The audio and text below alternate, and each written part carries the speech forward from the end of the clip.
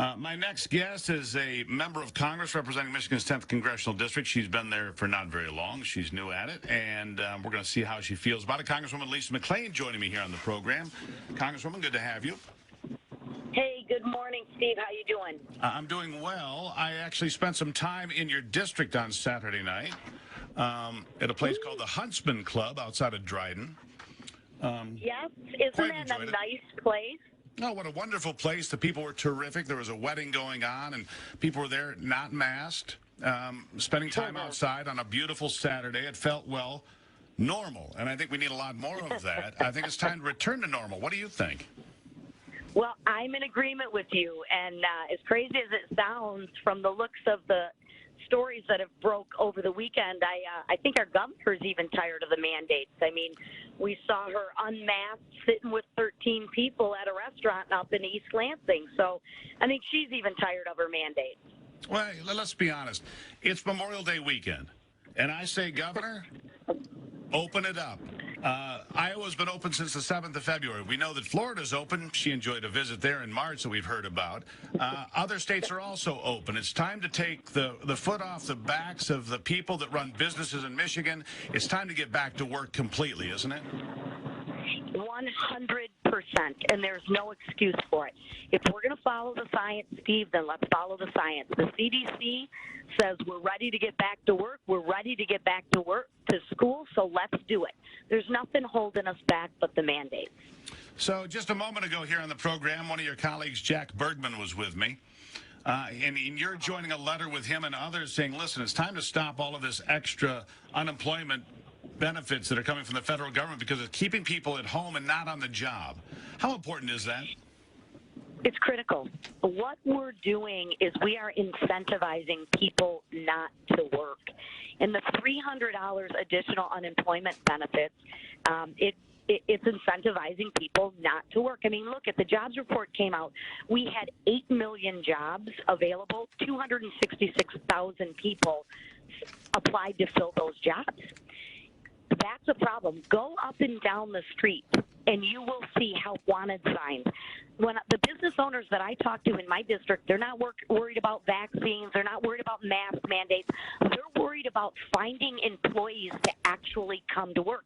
It's crippling their business on top of the mandates that have already been issued by the governor. It's time to open up. It's time to get back to work, and we're all ready to do so. I agree with that completely. Now, and I want to look at some of the policies on the federal level because you've got the Biden administration coming back now with a reduced infrastructure plan from $2.5 trillion to $1.7 trillion or something of that nature. But as I look at this, you come from a background of finance, so I want you to put that hat on for a moment. And that is, as we continue to put in trillions of dollars into the economy, it devalues the currency. It makes inflation almost a certainty, does it not? Because if you put more and more money into circulation, then the money that I have isn't worth much. How can we continue to spend like this? We can't. And we're spending it on the backs of our children and our grandchildren. So remember, inflation is a tax on all of us. And the more money we put in circulation, to your point exactly, the less value, the less purchasing power that money has to buy goods and services. And look, gas is up over $1 since the beginning of the year. Over $1. Lumber prices are through the roof. Construction is almost down 50% slowdown because they can't get the lumber. We have some real serious issues with this Biden administration, and there's no reason to begin to put the money into the budget or into the infrastructure plan that we're doing, even at 1.7. If we're going to do an infrastructure bill, Steve, let's do an honest, transparent, truthful infrastructure that deals with roads, bridges, waterways. I would even be okay with throwing broadband in there, but when we're throwing education and Medicare and daycare, that's not infrastructure. If we want to talk about doing bills like that, then let's do those bills, but let's keep it to infrastructure. Well, you make a great point.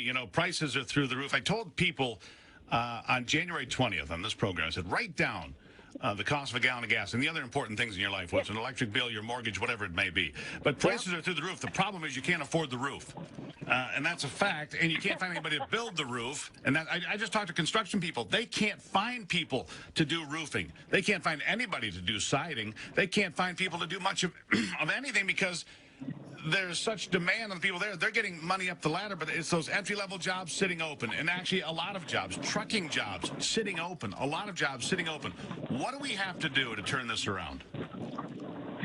We've got to realize a simple economic principle. There is no free money, and we need to get back to some basic principles that built this country, which was an honest day's work for an honest day's pay. Us incentivizing people not to work is ridiculous. There is no free money. All the stimulus. I mean, I was talking to a pawnbroker the other day. He said people are coming in through the roof, it's crazy, buying jewelry at $5,000, $7,000 a pop because they got their stimulus check. Yeah, you know what else? The gun stores. Every time the stimulus checks come, the gun stores say, "Thank you, President Biden. You are boosted business in such a way they don't even realize. You know, the policies that they put out against for gun control are destroyed by the fact they sent out all this free money. In the first place, people go, are, like you said, jewelry and guns and things of that nature. Let me ask you this before I've only got a couple minutes left, but you are new to the job, Lisa.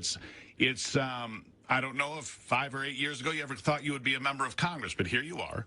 Is it what you expected? Are you still optimistic that you can get things done? Are you still determined to change things for your constituents and for this state and for this country? Yes, sir. The issue is it's going to get a little worse before it gets better. And I say that because the Democratic policies from the liberal left that is happening right now in this Biden administration, I mean, think about it. We're 4 months in and this country is falling apart. We have an imminent war in the Middle East. We have a national security issue. We have a border security issue. We have inflation going through the roof. We have people not working. I mean, right now, in the first 4 months of his presidency, we're in deep trouble. And it's only going to be a matter of time before it hits you and in their pocketbooks. And then everyone's going to be scratching their head saying, what are we doing? Inflation's going to be through the roof. And then at that time, people are going to begin to say, what are we doing? And we need a change. And that's what's going to happen. So it's going to get a little worse before it gets a little better. But right now, I am optimistic. I'm very optimistic for the midterms. I'm very optimistic and hopeful that the people of America and the people of the 10th District especially will be able to put cause and effect together on what it's bad policies that are causing these issues. Get the people out of it and look at the policies. Agreed. Great conversation. Congresswoman Lisa McClain from Michigan's 10th Congressional District. A pleasure to speak with you. I hope to do it again sometime soon. Thank you for taking the time. Anytime. Have a nice day. There you have it. Lisa McClain, everybody. You have